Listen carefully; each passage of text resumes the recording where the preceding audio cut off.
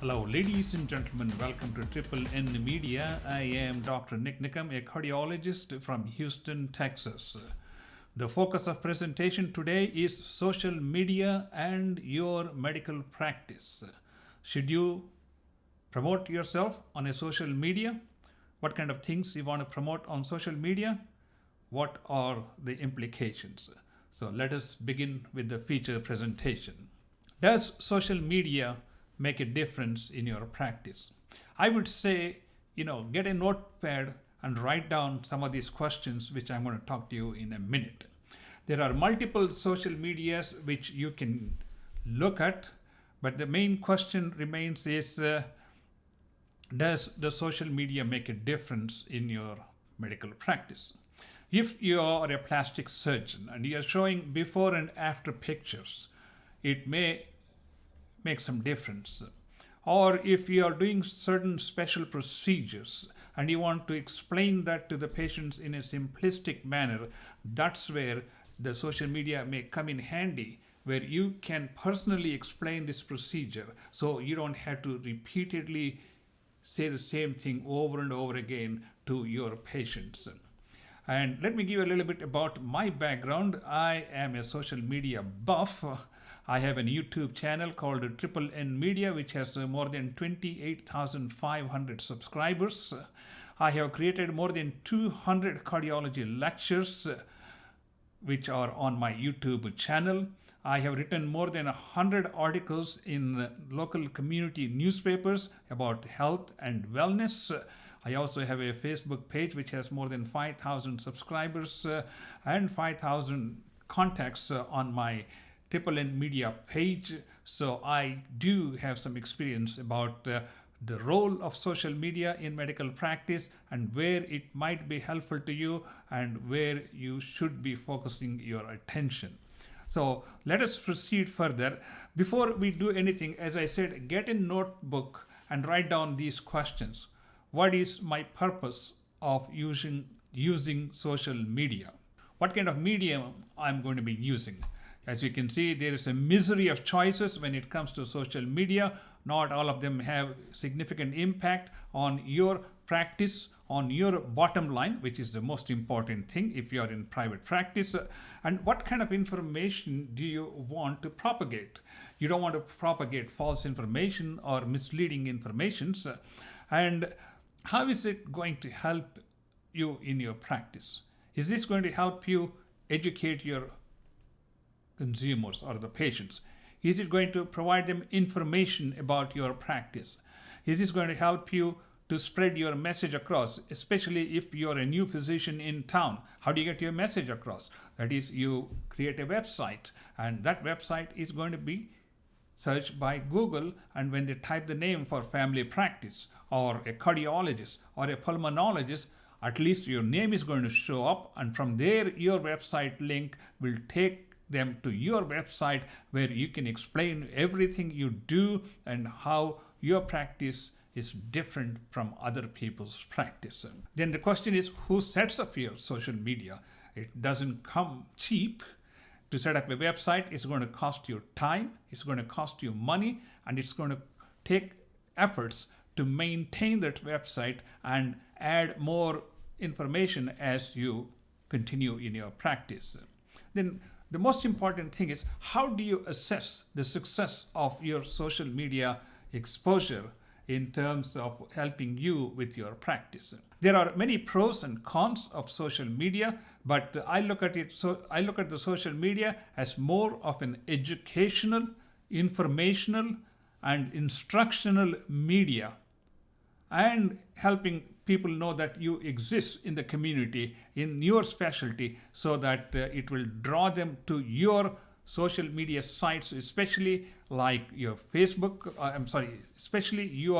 Facebook or your website, and more importantly, if you have some educational videos where you can have a YouTube channel like I have, I would recommend you go and watch a Triple N Media and look under cardiology lectures. I have more than 200 cardiology lectures. Most of them are educational in nature. One of the best things about having a social media presence, and that is having your own website, is getting your name across in the community.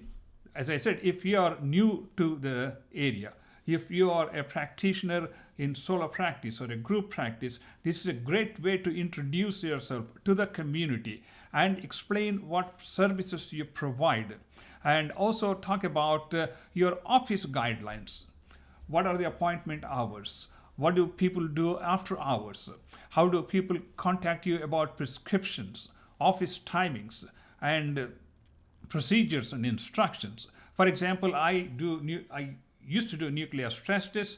I did a complete video on how a nuclear test is performed. What do we do before the procedure, during the procedure, and after the procedure, and also showed some pictures about how the pictures look like and what we do with the information we get. That educational video has been watched by more than 65,000 people. I never had 65,000 people for a nuclear stress in my office, but I have reached 65,000 people. That is the power of the social media.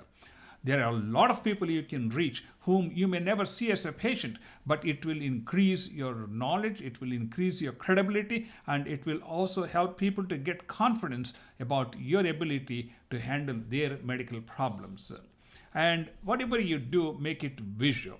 Nowadays, you can use your iPhone to create a simple 3-minute, 4-minute, 5-minute video and put them on YouTube channel and link them to your website. This is a great way to explain. Your staff can explain about office hours, procedures, things like that. You can talk about a special procedure. For example, heart catheterization. I can sit down like I'm explaining to a patient, okay, this is how we do the heart catheterization. This is what's going to happen before the procedure. We're going to set up the admission. You come to the hospital. These are the things we do, and the heart procedure takes 15-20 minutes if it's just diagnostic. After the procedure, you're going to be under observation for several hours, and after that you go home, and here are the post-procedure instructions. Then we're going to see you in the office. So all this information can be produced in a video, and that link can be sent to the patient before the procedure, which will alleviate a lot of anxiety and tension. Remember, most of the people are tense when they come for procedure, not because they are worried about the procedure or complications, but because of lack of knowledge or what to expect. And this is where I think your media will come in real handy. And when you're using social media, there are certain things you absolutely have to avoid. False claims, misleading informations, or making guarantees. Use of social media for unlawful. Did you know using a social media at your workplace is unlawful and unethical? And most of the time they don't tell you what is going on. But they can track every website you have visited and every social media site you have visited. And if they don't like you, they can sack you with that information. That's plain and simple. Yes, everybody else is doing, but you're the one who is sitting in the witness chair, so you are using the workplace computers for your personal social media browsing. That's unethical. When we put patient information, we need to be exceedingly cautious about HIPAA regulations. Make sure you absolutely don't put personal information, even though patients' pictures are posted. If you do, make sure you have full permission from the patient to put those on social media. Whatever you put on social media, public property, and keep your personal and professional items separate. If you want to create a website for your business, for your medical practice, create a separate. I had separate one called Sugarland Heart Center, where I had numerous pages of information about education, knowledge, and also instructions of all the tests we do. For example, echocardiography, or a nuclear stress test, or a stress test, or an office visit, and cardiac cath. Every one of these were covered with descriptions and video connections to the YouTube channel where I explained all these things. So these are great ways to use the social media to educate your patients, inform them and instruct them, but at the same time, make sure you don't get any personal information out there. And you need to be cautious about patient comments on social media. It comes with the baggage. You don't have a choice. You just have to behave properly. That's the only way I can say. You may be the greatest doctor under the sun, but if your bedside manners or if your social media manners are bad, it's going to be reflected in the patient's comments. Remember, every major institution has a customer complaint department. And think about it. A customer complaint department is where customers complain. Who do you think is going to complain? The 5% of the people or the 3% of the people who were not satisfied with the product or the service are the ones who are going to complain. Most of the time, when people complain on social media, or because they are not satisfied with your attitude, with your office manners, with your services, or with your billing, a whole number of things can interplay. And when you see mostly very flamboyant, positive comments, it's probably one of the staff members who put it in. So be cognizant of comments on the social media. But if bad comments continue to appear on different social media, that will send the wrong message. Anyway, the next point is, which social media do you take and how much resources do you use and who is going to maintain the social media and how are you going to assess the progress? Well, there is Facebook, there is Twitter, there is LinkedIn. In fact, I have got 3,000 people on my LinkedIn account. I don't know how I got it, but being a social media geek, that's what I get. I got 3,000 people, but I use all this media, Facebook, LinkedIn, YouTube, for patient education, for patient instructions, and for patient informations about our practice as such. And whenever you do these things, make sure you don't include any personal patient information or that might violate patients' HIPAA guidelines. And there's another way you can approach, and that is you create a blog. Either you have a website or you use a social media page, and each week you write an article about your practice, a particular topic of general interest. You write it. That's how I started writing articles in the local community newspapers. Every week I wrote an article, one on hypertension, one on heart disease, one on irregular heart rhythms, one on pacemakers. As a result, I also wrote about heat stroke. I mean, I have written over 100 articles, and all those things help to establish ourselves as a credible physician, and that's the main important thing. So you can create a blog and write a short article each week so that your patients and general public can read that, and when they read that, they think of you as a great source of information. And that's why I think social media is useful, but we must know how to use it, and we should know the limitations of social media. Should you use hashtags? They are very common. Like people say hashtag monitor Mondays, whatever it is. But they don't really mean much, especially on Facebook, according to one of the reports.